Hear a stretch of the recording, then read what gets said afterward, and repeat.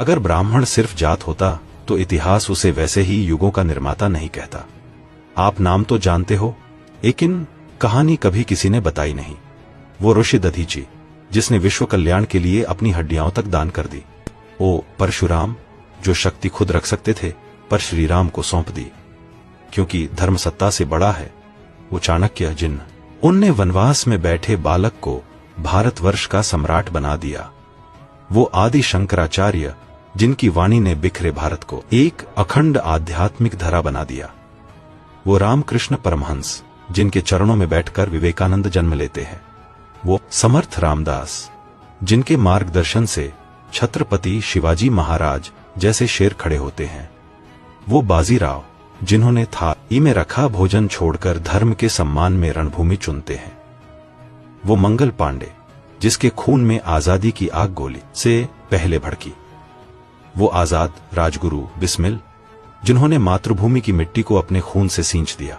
वो वीर सावरकर जो अंडमान की जेल में 2 कटोरा पानी से क्रांति जीवित रखते हैं। बाल गंगाधर तिलक जिन्होंने कहा स्वर आज मेरा जन्म सिद्ध अधिकार है। वो दयानंद जिन्होंने खोए हुए भारत को पुकारा वेदों की ओर लौटो। वो रानी लक्ष्मीबाई क्योंकि ब्राह्मणत्व वंश नहीं संस्कार है, उसी से वीरता जन्म लेती है। जहां तप है वहां ब्राह्मण, जहां साधना है वहां ब्राह्मण, जहां ज्ञान है वहां ब्राह्मण। जब संगीत साधा समय ने उसे तानसेन कहा, जब स्वर साधे धरती ने लता मंगेशकर सुना, जब शब्द साधे इतिहास ने कालिदास और तुलसीदास लिखा। आर्यभट्ट वराह में इर रामानुजन वेंकटरमन ये सिर्फ नाम नहीं सभ्यता के माइलस्टोन है। ब्राह्मण जात नहीं भारत का ये सबसे पुरानी विचार परंपरा है, जहां सेवा त्याग और ज्ञान रक्त से नहीं संस्कार से बहता है। अगर आप भी सनातन वीरता और ज्ञान पर गर्व करते हो तो लाइक और शेयर जरूर करना ताकि हर घर में ये आवाज लौटे हम कौन है।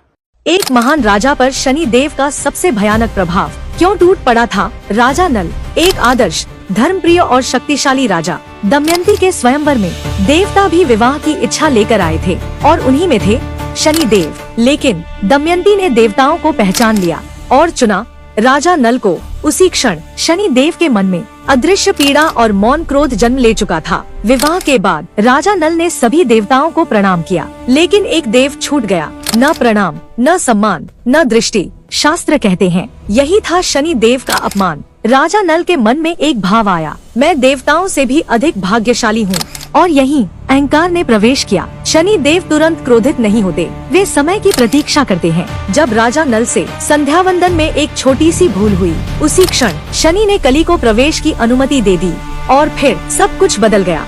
विवेक धुंधला हुआ। जुए की एक चाल ने राज्य धन सम्मान सब छीन लिया, यहाँ तक कि दमयंती भी उनसे बिछड़ गई। महान राजा जंगलों में भटकने लगा। लेकिन याद रखिए, शनि देव क्रूर नहीं है, वे दंड नहीं शिक्षा देते हैं। जब राजा नल ने धैर्य तप और कर्म से अपनी भूल सुधारी, शनि का प्रभाव समाप्त हुआ, राज्य लौटा, दमयंती लौटी, सम्मान फिर खड़ा हुआ, क्योंकि शनि अहंकार तोड़ते हैं और धर्म को उठाते हैं। जय शनि देव।